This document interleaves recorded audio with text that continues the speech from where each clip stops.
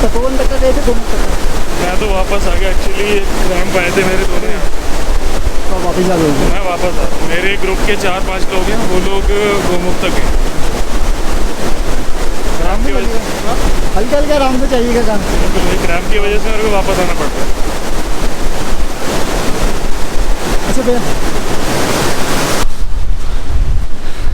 ऐसी खड़ी चढ़ाई पे अगर आप लोग आते हैं तो आपके साथ कुछ भी हो सकता है। जैसे वाले भैया थे, उनको क्रैम्प आए हुए थे और वो वापस जा रहे हैं बिना गोमुख जाए हुए।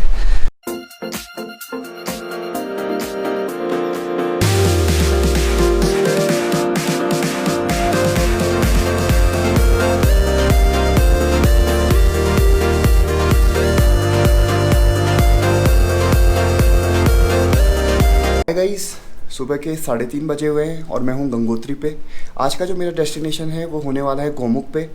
यहाँ से 18 किलोमीटर का ट्रैक पड़ेगा। गोमुख वो जगह है जहाँ से नदी भगीरथी का जो है वो उद्गम होता है और यहाँ से वो नीचे को बहती है। जब देवप्रयाग पे पहुँचती है तो अलकनंदा से मिलती है और वहाँ से उसे गंगा कहा जाता है। तो आज का जो हमारा डेस्टिनेशन है वो 18 किलोमीटर का ट्रैक है और हम लोग देखेंगे गोमुख को। तो मैं चलता हूँ अपने डेस्टिनेशन की ओर को। तो गाइस, सुबह के 5 अभी बजे नहीं है, 4:30 कुछ हुआ है और हम लोग चलते हैं अपने ट्रैक की ओर को। मेरे साथ हैं राजस्थान से आए हुए चेतन और बाबूलाल, और हम लोग अभी चल रहे हैं सीधे अपने गोमुख के ट्रैक की ओर को।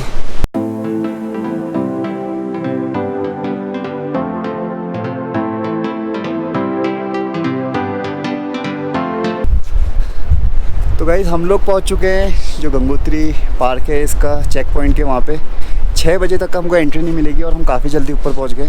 तो अब थोड़ी देर यहाँ पे आराम करा जाएगा भैया लोगों के साथ, फिर एंट्री करा के हम लोग निकलेंगे गोमुख की ओर को।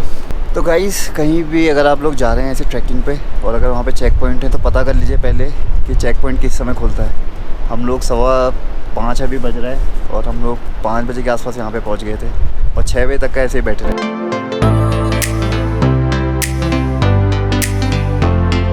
हमने पार्क के अंदर एंट्री ले ली है। पर पर्सन का यहाँ पे जो एंट्री फ़ीस है वो है 150 रुपये। आपको परमिट बनाना पड़ता है नीचे से, जो गंगोत्री में फॉरेस्ट ऑफिसर है वहीं पे बन जाता है। और अगर आप अपने साथ रैपर, जो आपके बिस्किट के रैपर या चॉकलेट के रैपर हैं, पानी की बोतल है, उनका आपको थोड़ा सा अमाउंट यहाँ पर डिपॉज़िट करना पड़ता है। और जब आप वो सारे के सारे रैपर यहाँ दिखाते हैं, खाली बोतल दिखाते हैं, तो डिपॉज़िट अमाउंट आपको वापस मिल जाता है। अब हम लोग चल रहे हैं चीरबासा की ओर जो यहाँ से पड़ता है 8 किलोमीटर दूर।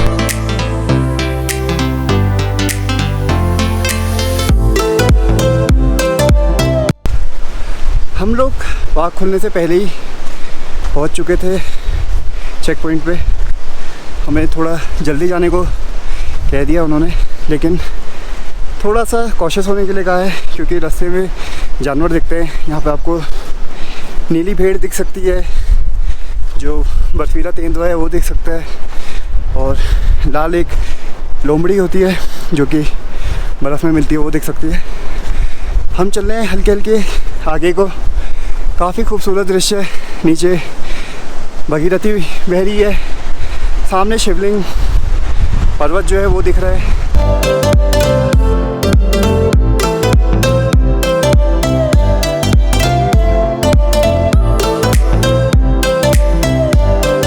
गोमुख यानी कि गाय का मुख, जो ग्लेशियर जहाँ से गंगा का उद्गम कहते हैं या फिर जो भगीरथी नदी का उद्गम है, वो पहले एक गाय के मुंह जैसा दिखता था। पर समय के साथ साथ जैसे जैसे गर्मी बढ़ी है, यानी कि ग्लोबल वार्मिंग बढ़ी, वैसे वैसे ये ग्लेशियर पीछे को खिसकते रहा। और जो इस समय करंट ग्लेशियर की जगह है वो जो आज से 70 साल पहले हुआ करती थी, उससे करीब 2 किलोमीटर पीछे खिसक चुका है। गोमुख आस्था का एक बहुत बड़ा केंद्र है। ऋषि मुनि, बाबा, ट्रैकर, हमारे जैसे घुमक्कड़, बहुत सारे लोग यहाँ पे आते हैं। यहाँ से जिस समय शिवरात्रि होती है उससे पहले कावड़िए यहाँ से आके गंगा जल लेके जाते हैं और अपने अपने शहरों के या घरों के मंदिर पे भगवान भोले का रुद्राभिषेक करते हैं।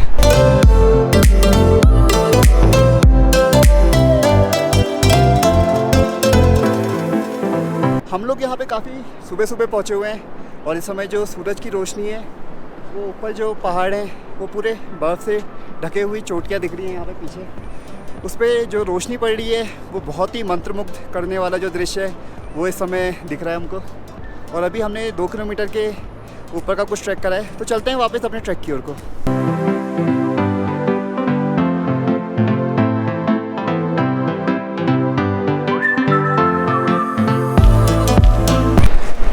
रास्ते पे बहुत सारे जगह पे आपको इस तरह के प्राकृतिक पानी के स्रोतें मिलेंगे। तो अगर आप पानी की बोतलें लाए हैं और वो खाली हो गई हैं तो ऐसी जगह से भर सकते हैं और अपनी प्यास बुझा सकते हैं।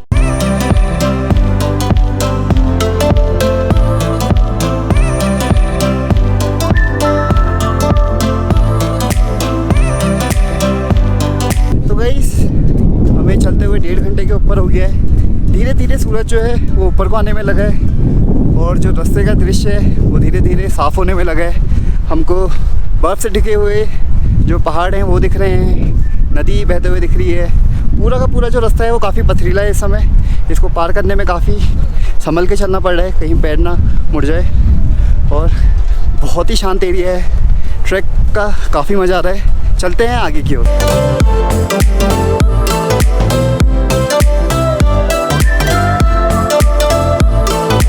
हमारा पहला जो स्टॉप पड़ेगा वो है चीरबासा। चीरबासा यानी कि चीड़ का घना जंगल, वहीं तक का आपको काफ़ी घना जंगल मिलेगा। अगर आप यहाँ कैंपिंग करना चाहते हैं तो भोजबासा पे तक का आप कहीं पे भी कैंपिंग कर सकते हैं। उसका 2 जनों का टेंट का जो किराया है जो यहाँ आपको डिपॉजिट करना पड़ेगा वो 50 रुपीज़ है और 150 रुपये जैसे मैंने आपको बताया पर पर्सन आपको अंदर एंट्री फ़ीस देनी पड़ती है। कैंपिंग करने के लिए भी काफ़ी अच्छी जगह है। मैं कैंप लेके आया नहीं हूँ अपने साथ इस बार। अभी हम लोग जा रहे हैं सीधे गोमुख की ओर को। प्लान हमारा ये है कि हम आज ही गोमुख के दर्शन करके वापस शाम तक का नीचे पहुंच जाएंगे गंगोत्री पे।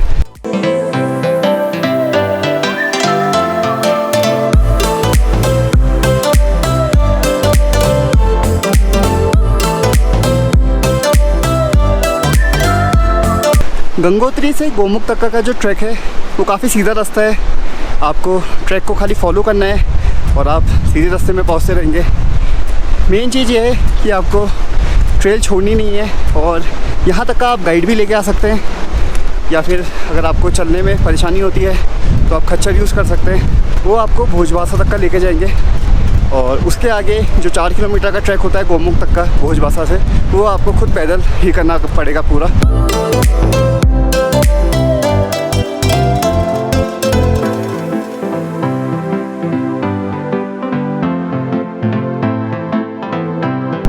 सिंगल जने को ऊपर आने का गोमुख तक के ट्रैक का परमिट नहीं मिलता, क्योंकि रास्ते में जंगली जानवरों का डर बने रहता है। तो भैया लोग आ रहे थे, मैं इनके साथ परमिट बना लिया। 3 जने हम एक साथ गोमुख की ओर को जा रहे हैं।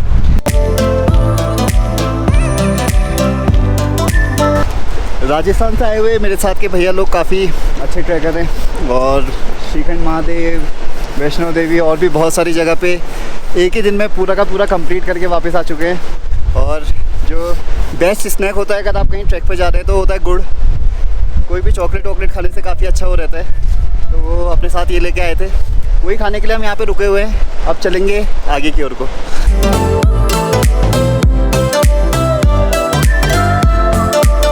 तो गाइस गंगोत्री से चीरबासा का ट्रैक जो होने वाला है वो है 9 किलोमीटर का। वहाँ से भोजबासा का ट्रैक है 5 किलोमीटर का और उससे भी आगे 4 किलोमीटर जाके हम पहुँचेंगे गोमुख की ओर को। तो टोटल 18 किलोमीटर का ये ट्रैक होने वाला है। और माँ गंगा का नाम लेते हुए और भोलेनाथ का जयकारा करते हुए हम चलते हैं आगे की ओर को। जय गंगे मैया, जय भोलेनाथ।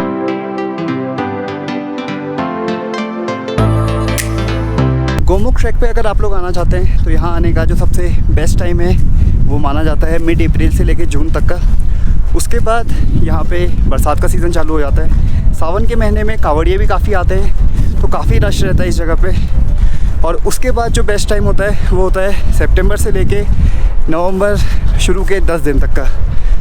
उस समय तक का मौसम काफ़ी अच्छा रहता है। उसके बाद काफ़ी ठंड पड़ने चालू हो जाती है और जो ट्रैक वाला एरिया है यहाँ पे काफ़ी भूस्खलन यानी कि लैंडस्लाइड होती है। तो अगर आप यहाँ आना चाहते हैं तो जो बेस्ट टाइम है यहाँ आने का वो है मिड अप्रैल से लेके जून, और सितंबर से लेके नवंबर शुरू के 10 दिन यानी कि 10 नवंबर तक का।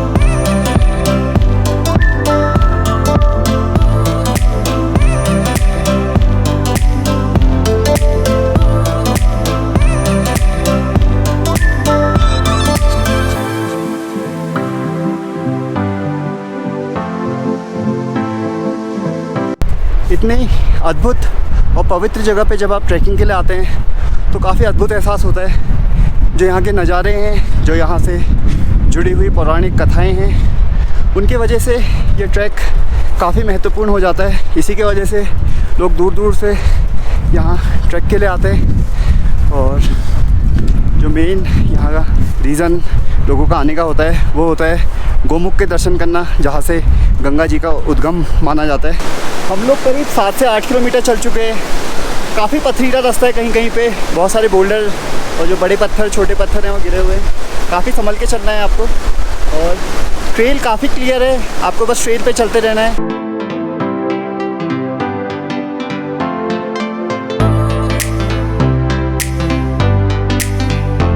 तो गाइस इतना चलते हुए जो सुबह का ठंडा मौसम था, जो ग्लेशियर से आती हुई ठंडी हवा थी, वो जो सुबह का ठंडा लग रहा था वो कम हो गया ना चलते हुए। काफ़ी पसीना आ रहा है, जैकेट भी जो है वो पसीने से आधी गीली हो चुकी है, टी शर्ट गीली हो चुकी है। तो भैया अभी तक का आपका ट्रैक कैसा रहा? बहुत मस्त रहा अभी तक तो। और कैसा लगा आपको जगह जो दिखनी है में लगी हुई है? एकदम नेचुरल ब्यूटी है। और चेतन भैया बताएंगे अब आपको कैसा लगा था? बिल्कुल शानदार, एकदम ट्रैकिंग के लिए बहुत बढ़िया जगह। तो वापस हम लोग चलते हैं अपने ट्रैक की ओर को। हम लोग चीड़बासा पहुंच चुके हैं। गंगोत्री से चीड़बासा की जो डिस्टेंस है वो है 9 किलोमीटर, और यहाँ से 5 किलोमीटर बाद पड़ेगा भोर। ट्रैकिंग मुझे बचपन से ही काफ़ी पसंद थी, और जब से मैंने व्लॉगिंग चालू करी है ज़्यादातर मैं कोशिश कर रहा हूँ अभी कि ऐसी जगह जाऊँ जो खूबसूरत भी हो, बाइक चलाने को भी मिले और ट्रैकिंग का रास्ता भी हो। क्योंकि जब आप ट्रैकिंग करते हैं आपको बहुत सारी खूबसूरत जगह देखने को मिलती है, जो घास के हरे भरे मैदान हैं, जंगल हैं, जंगलों में जो छोटे मोटे आपके झरने होते हैं, ग्लेशियर, पहाड़ों का वैली व्यू, इतनी सारी चीज़ें देख के जो आपका मन प्रसन्न होता है वो बहुत ही ज़बरदस्त फीलिंग होती है।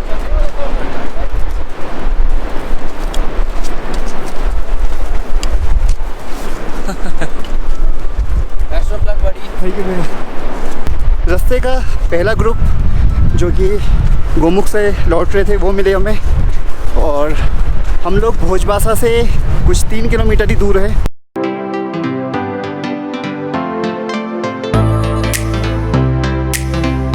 ये वाला जो स्ट्रेच है वो थोड़ा चढ़ाई वाला है। यहाँ से खड़ी चढ़ाई में हमको पहाड़ के ऊपर को जाना है, और उसके बाद शायद भोजबासा का जो सीधा रास्ता है वो चालू हो जाएगा।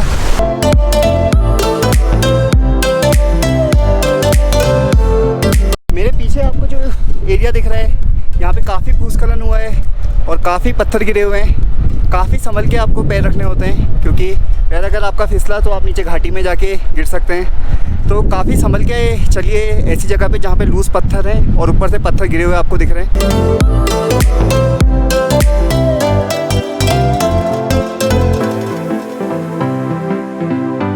ट्रैक में काफ़ी मज़े आ रहे हैं, काफ़ी ठंडी हवा चल रही है। ऐसा लग रहा है जैसे किसी ने एसी को इतनी बड़ी वैली पे लगा रखा है।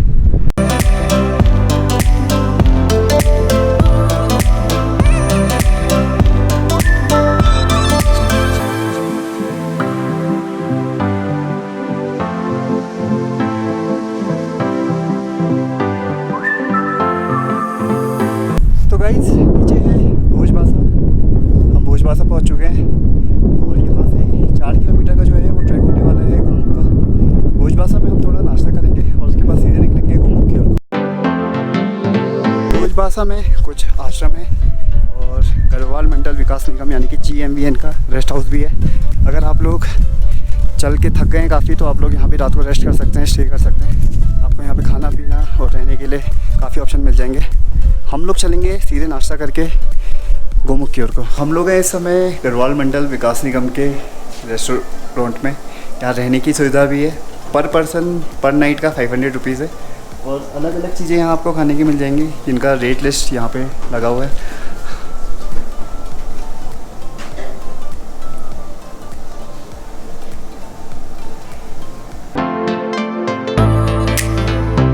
नाश्ता कंप्लीट हो चुका है और GMBN का जो यहाँ पे रहने वाला है, इसमें अलग अलग कमरे हैं, आपको रजाई गद्दे और सारी की सारी चीज़ें अवेलेबल हैं।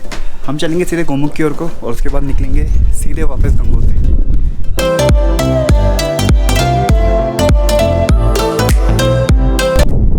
भोजवासा स्थित है 12,450 फीट की ऊंचाई पे, और गोमुख जहाँ को हम जा रहे हैं वो है 13,200 फीट की ऊंचाई पे स्थित है।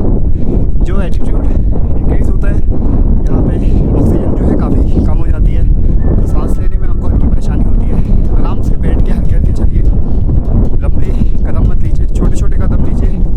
और ये जो हमको डिस्टेंस कवर करनी है वो है टोटल 4 किलोमीटर का।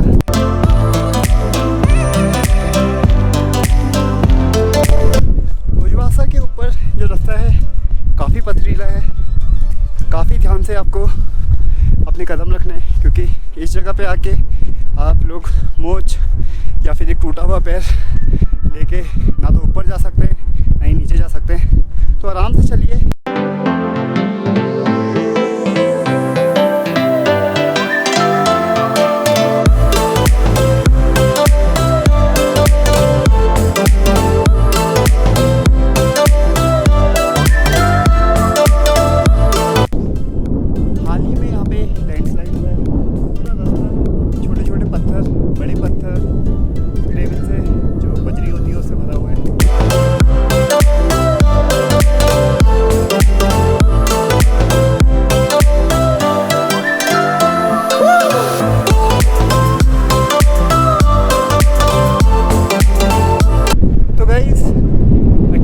के ट्रैक के बाद हम लोग पहुंच चुके हैं गोमुख के पास। यहाँ से शायद 500 या 600 मीटर थोड़ा सा और बचा है।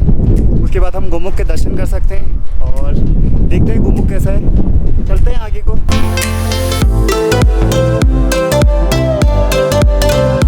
गोमुख से थोड़े ही पहले यहाँ पे ग्लेशियर से, गोमुख ग्लेशियर से जो पानी निकल के आया है, यहाँ पे कुंड बना हुआ है। पानी इतना साफ़ है कि हम बिल्कुल नीचे तक का देख सकते हैं पत्थरों को। पानी में कोई भी जब प्रदूषण नहीं होता है तो पानी ऐसा दिखता है। तो भाई आगे पूरा का पूरा भूस्खलन है और यहाँ से आगे हम जा नहीं पाएंगे, तो यहाँ से हम जाएंगे वापस गंगोत्री की ओर को। हम लोग आ गए हैं गोमुख से। गोमुख के पास बहुत भयानक वाला लैंडस्लाइड हुआ है, तो आप ज़्यादा नज़दीक नहीं जा सकते। इसके जस्ट जो नदी के पार है उधर से आप लोग गोमुख के काफ़ी पास जा सकते हैं, लेकिन उसके लिए आपको तपोवन का परमिट चाहिए जाने का, जो कि बनता है केवल उत्तरकाशी से। तो हम जहाँ से आए हमारे पास केवल गोमुख का परमिट था, तो अब हम लोग चल रहे हैं सीधे नीचे गंगोत्री की ओर को। और अगली बार हम लोग आएंगे तपोवन का परमिट बना के और चलेंगे गोमुख के बिल्कुल पास। तो गाइस बहुत ऑफ बीट ट्रैक करा हमने गोमुख के नज़दीक पहुँचने के लिए, लेकिन पहुँच नहीं पाए। सबसे नज़दीक जो एरिया था वहाँ से आप जितना क्लोज देख सकते थे गोमुख को उतना देखा हमने। और जो मंदिर में जल चढ़ाने के लिए, यानी कि शिव जी का जलाभिषेक कराने के लिए जो जल है वो हम ले आए हैं। तो चलते हैं अब नीचे की ओर को।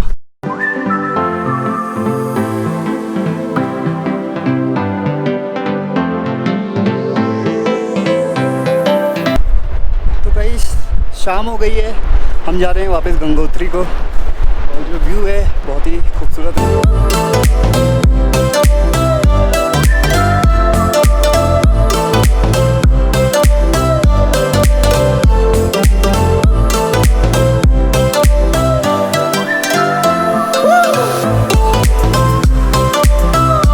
तो गाइज़ मैं पहुंच चुका हूं गंगोत्री चेक पॉइंट पे, और अब मैं जा रहा हूँ नीचे अपने रूम की ओर को। गंगोत्री की जो मेरी विज़िट थी वो कंप्लीट हो चुकी है। गोमुख का ट्रैक भी मैं कर चुका हूँ।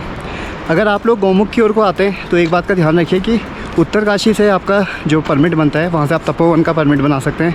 और अगर आपको गौमुख को पास से देखना है तो राइट हैंड साइड से एक स्पेशल ट्रॉली है जो केवल उन्हीं लोगों को ले जाती है जो लोग तपोवन का पास बना के आते हैं। तो हम लोगों को ये चीज़ पता नहीं था, हमें ये बताया गया था कि पास यहाँ भी बनते हैं और यहाँ से केवल गौमुख का पास बनता है। और जिस साइड से आप गौमुख के पास से गौमुख की ओर को जा सकते हैं, वहाँ पे बहुत बड़ी लैंडस्लाइड हुई है। तो आप गौमुख को केवल 2 किलोमीटर नीचे से ही देख सकते हैं, उसके ऊपर नहीं जा सकते हैं। तो मैंने गौमुख के दर्शन करे और जैसे कि आपको दिख रहा है कि मैं गंगोत्री यानी कि गौमुख से जल लेके जा रहा हूँ शिव जी का जलाभिषेक करने के लिए। तो ये वाली जो हमारी ट्रिप थी बहुत अच्छी रही और पूरा का पूरा गंगोत्री रीजन, पूरा का पूरा गौमुख रीजन बहुत ही अच्छा है। तो वापस जल्दी आएंगे तपोवन के ट्रैक पे, तपोवन को देखने के लिए और गौमुख को पास से देखने के लिए।